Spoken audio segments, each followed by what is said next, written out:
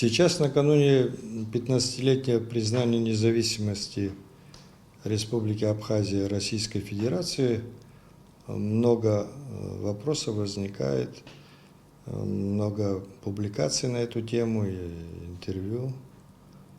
И на днях намечается в Москве встреча нашего президента Аслана Георгиевича Бжани с Дмитрием Анатольевичем Медведевым, который в 2008 году, 26 августа, совершил такой политический подвиг, признав независимость Абхазии. Это было, как он сам говорил впоследствии в своем интервью, самое сложное решение в его жизни.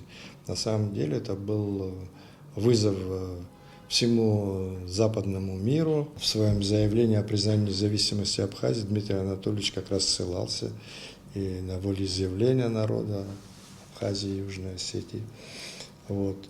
И сейчас вот в своем заявлении, в своем интервью, о котором сейчас мы говорим, там тоже говорится о том, что Россия и сейчас готова выполнять свои обязательства, и признание независимости Абхазии дало ведь нам надежды на нашу безопасность. И вот в момент этого признания были подписаны 200 договоров между нашими странами, которые дают нам гарантии нашей безопасности. Если до 2008 года главные угрозы в обществе оценивались как возможность вторжения грузинских войск, это было главное, первое опасение в нашем обществе. И сколько людей гибло от рук диверсантов и террористов в Гальском районе, особенно мы хорошо это помним.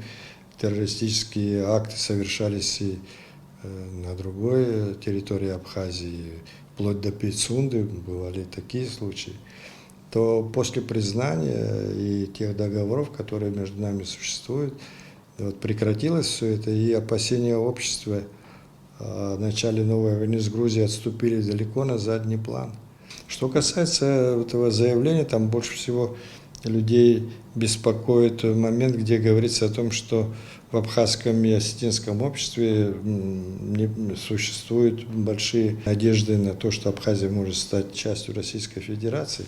Ну, в этом есть истина определенная, ведь мы знаем, что народ Южной Осетии уже неоднократно ставил вопрос о вхождении в Российскую Федерацию. Это логический путь его политического развития. Мы уверены, что когда-нибудь это произойдет, воссоединение Северной Осетии и Южной Осетии, осетинского народа единого. А что касается Абхазии, здесь разные пути. У нас и законодательство, и Конституция наша не позволяет вообще обсуждать даже этот вопрос, и нет таких политических сил, которые это обсуждают. Да, мы готовы выстраивать с Россией, с Южной Осетией какие-то более тесные формы взаимоотношений. Мы в течение всех этих лет, как я уже сказал, идем по пути вот такой гармонизации нашего законодательства и более тесных отношений, но при этом никакого разговора об утрате нашего суверенитета, независимости быть не может, конечно. Надо особенно отметить, что в своем заявлении, как раз в конце его, Дмитрий Анатольевич сказал о том, что это возможно, если возникнут соответствующие обстоятельства. Но у нас таких обстоятельств не возникло, а в Южной Осетии такие обстоятельства возникли и еще могут возникнуть. Ничего неправильно в этих словах, которые были высказаны Дмитрием Анатольевичем, я не вижу.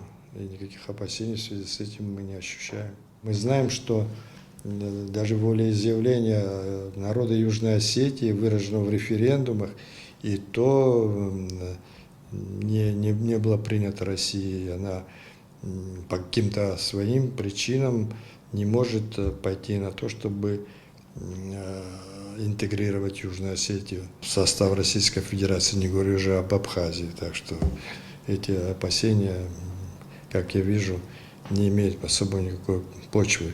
Тем более, что Россия всегда, мы видели, начиная с Крыма, действует так, что опирается на волеизъявление народа, на референдумы. Сложную эпоху, в эпоху серьезных перемен, потому что вот с распадом биполярной системы, после распада Советского Союза, вот до сегодняшнего дня идет переустройство, происходит мировой системы.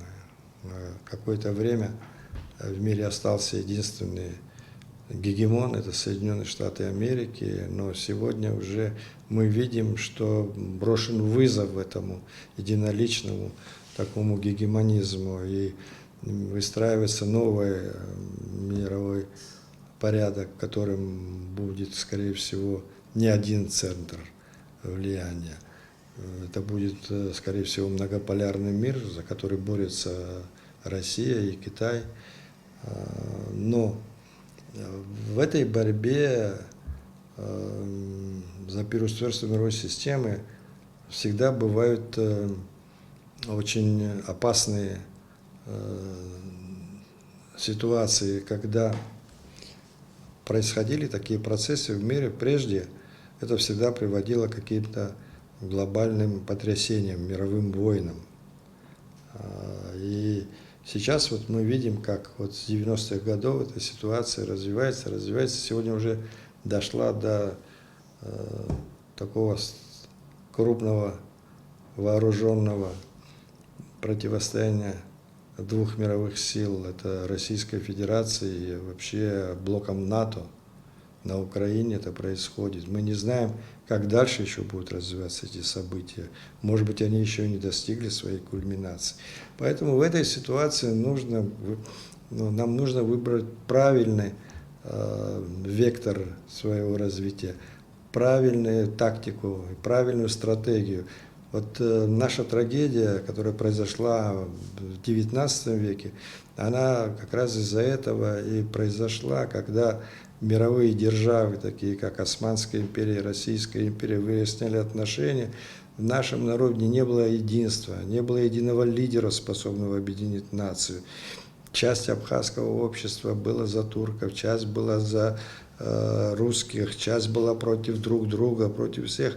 Вот это все привело к той большой трагедии, которая случилась в XIX веке. Сегодня может произойти такое, поэтому от нашего руководства, от нашего общества, всего нашего народа требуется сейчас осторожность, взвешенность, трезвость суждений и действий.